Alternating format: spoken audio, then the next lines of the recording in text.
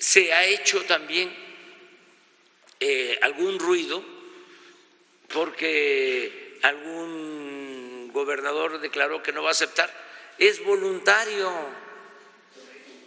no es obligatorio.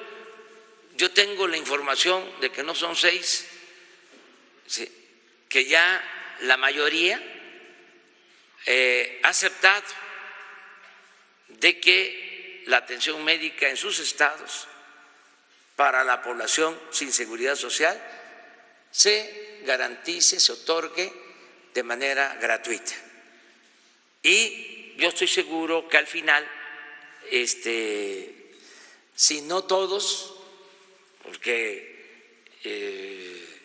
no podemos obligar a nadie, la gran mayoría va a trabajar en este plan conjunto para mejorar la salud y que la atención médica y los medicamentos sean gratuitos, todos los medicamentos. Surge ahí también el cuestionamiento. ¿Y de dónde va a salir el dinero? Pues tenemos presupuesto.